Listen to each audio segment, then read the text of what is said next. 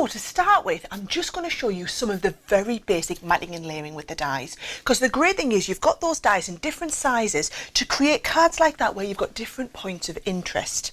So what I'm going to do is I'm going to start off, when we ever do a card like this, the first thing you want to do is create your point. It's easier to stamp and die cut around your stamp pieces than to work the other way. So I've just got some, I'm going to do these in watercolour, so I've just got some basic watercolour card.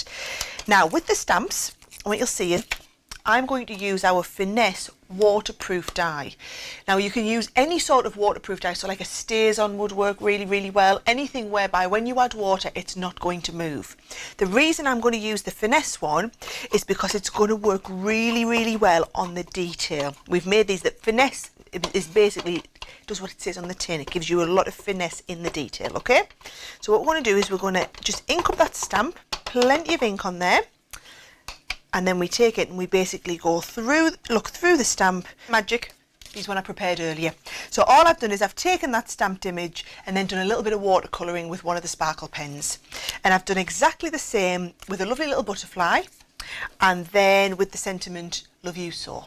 So I've stamped them all onto pieces of cardstock ready to then do the die cutting.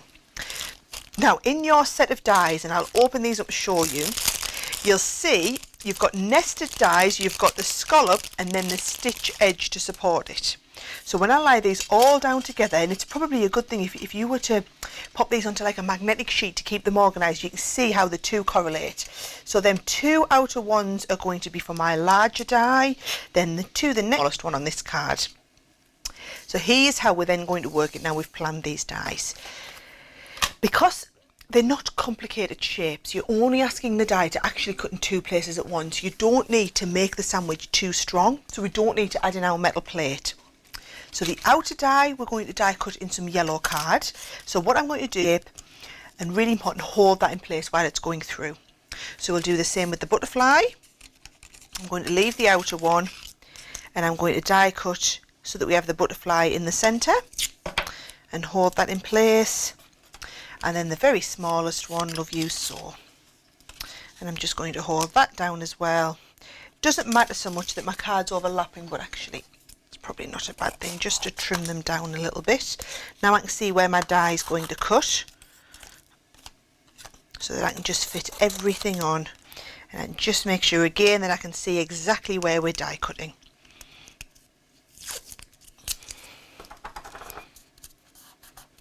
So once all of those are held perfectly in place, the sandwich you're going to do is you're going to pop your clear cutting plate on, we're going to pop the magnetic plate on, and then the top plate. And that's if we're working with one of the Gemini machines, you want that collection of sandwiches.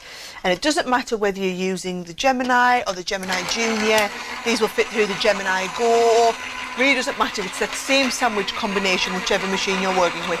And if you don't have a Gemini, you can still use these dies. They'll work in every die cutting machine that's out there on the market. Okay, so what you'll see is that will have cut beautifully well, but not only will it have cut well, but it will have cut and also given that lovely little stitched edge around the corner. So you've got that little bit of added detail in there, which just elevates the card a little bit further. So we've got the sunflower, we've then got the butterfly, and again you'll be able to see that stitched edge on there even better because it's just that lovely white stitched edge, and then the same with the little sentiment. That's going to go on there. So we've used those dies, so we'll pop them to one side now, we don't need them again. Then for the mats and layers, I'm going to use some of that lovely lemon card that we've got from the kit. Now, we always give you the biggest sheets of card we can possibly fit in the box. So if you're using them with the Junior, you do just need to trim this down so that it's the right size to fit inside your Junior. I work on the basis of we'll give you the most we can, you can always trim it. We can't join bits together, okay? So now for the mats and layers, I want an outer piece for all of those three. So I'm just lining all them up on there. Now if you're going to be really careful like I am here, it's alright not to tape them down because I'm worried about tearing my card. However, if you are a little bit nervous and you've got a really good low-tack tape, it's always good practice to tape them down, because what you don't want is your dies to move over top of each other while you're transferring them through the machine. because if you do that, that's how you can blunt and damage the dies, okay? So here we go, there's our 3 mats and layers. And what you'll find is, you'll see when I come to stick them together, they're perfectly sized just to give you that little bit of border around the edge. Now, I thought it would be nice just to kind of lift it a little bit further if we did a little bit of yellow inking to match in. So I've got a couple of yellow ink pads from our set here. I've got the honey pot and the lemon tonic, and actually I think that lemon tonic is going to be perfect. So if you're wanting to just, I'll do it on the butterfly first so that the camera can pick it up easier. Just using any sort of sponge applicator, I'm just going to pick up a little bit of yellow onto the edge of the sponge, always working off the side, and then just giving that little bit of a hint over top of where we've got the stitched edge, just giving that little bit of a hint of lemon so that when we do mat and layer it, it just has a little bit of extra depth and dimension, okay? Just saves your images looking too flat. It's just a lovely little hint there. So a little bit of a hint of lemon, and do the same on the Love You stamp. Notice I'm always working off the edge and just bringing it on a tiny bit. No matter how much ink you want, you're always going to start off the edge and the top there. I'm using up all my excess ink that's on the top here to drag it on a little bit. There we go. Now for matting and layering, I'm going to use a little bit of the tacky glue here because it's a nice permanent glue, but it also gives me that little bit of time for manoeuvrability. So I'm just going to make sure we're stuck all the way down, and the tacky is great because it will tack instantly.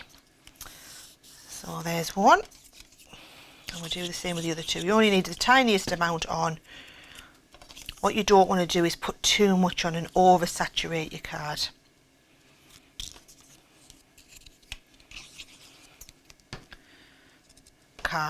Ready to do the matting and layering. So I'm just going to press them down, make sure they to put the whole card together. So what I've done is I've taken one of the base cards, just one of the 6x6 ones, and I've created a mat just a little bit with the lemon around the outside just to give it a bit of a border, and then also just use one of the tiny strips of paper in a box so that you can just cut down little amounts to use on your cards, and you'll always have a lot more than what you'll need to make the cards in the kit. So I'm just using a tape pen when we're doing some flat matting and layering like this,